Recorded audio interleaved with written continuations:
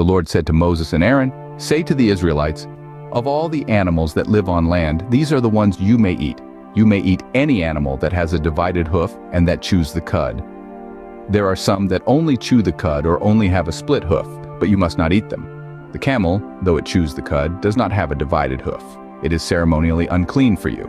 The hyrax, though it chews the cud, does not have a divided hoof. It is unclean for you. The rabbit, though it chews the cud, does not have a divided hoof. It is unclean for you. And the pig, though it has a divided hoof, does not chew the cud. It is unclean for you. You must not eat their meat or touch their carcasses. They are unclean for you. Of all the creatures living in the water of the seas and the streams, you may eat any that have fins and scales. But all creatures in the seas or streams that do not have fins and scales, whether among all the swarming things or among all the other living creatures in the water, you are to regard as unclean. And since you are to regard them as unclean, you must not eat their meat. You must regard their carcasses as unclean.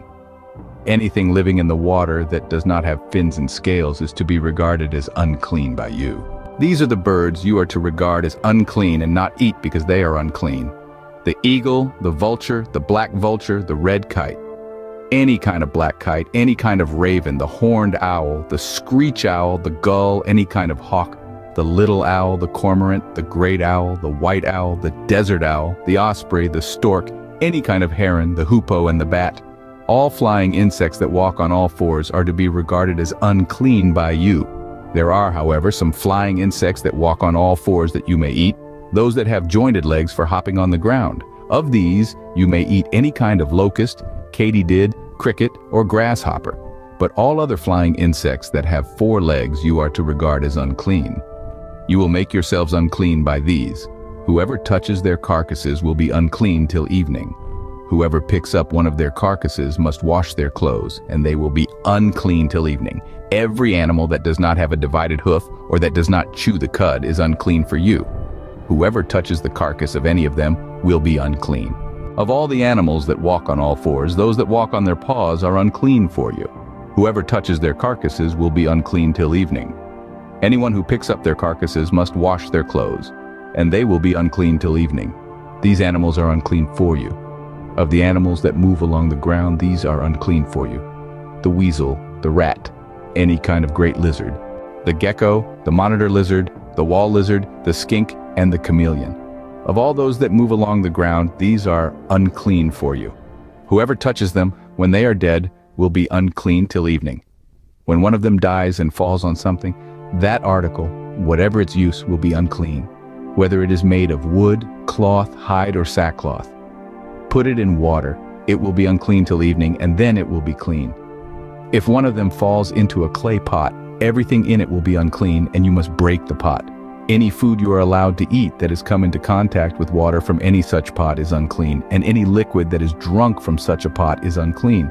Anything that one of their carcasses falls on becomes unclean. An oven or cooking pot must be broken up. They are unclean, and you are to regard them as unclean. A spring, however, or a cistern for collecting water remains clean, but anyone who touches one of these carcasses is unclean. If a carcass falls on any seeds that are to be planted, they remain clean. But if water has been put on the seed and a carcass falls on it, it is unclean for you. If an animal that you are allowed to eat dies, anyone who touches its carcass will be unclean till evening. Anyone who eats some of its carcass must wash their clothes, and they will be unclean till evening. Anyone who picks up the carcass must wash their clothes, and they will be unclean till evening. Every creature that moves along the ground is to be regarded as unclean. It is not to be eaten. You are not to eat any creature that moves along the ground, whether it moves on its belly or walks on all fours or on many feet. It is unclean. Do not defile yourselves by any of these creatures. Do not make yourselves unclean by means of them or be made unclean by them. I am the Lord your God. Consecrate yourselves and be holy, because I am holy. Do not make yourselves unclean by any creature that moves along the ground. I am the Lord, who brought you up out of Egypt to be your God. Therefore be holy, because I am holy. These are the regulations concerning animals, birds, every living thing that moves about in the water, and every creature that moves along the ground. You must distinguish between the unclean and the clean, between living creatures that may be eaten and those that may not be eaten. This is the end of the reading of Leviticus 11th chapter. We are a young channel, so please check the thumbs up and subscribe for more content. Thanks for your time, and we pray that God blesses you beyond measure.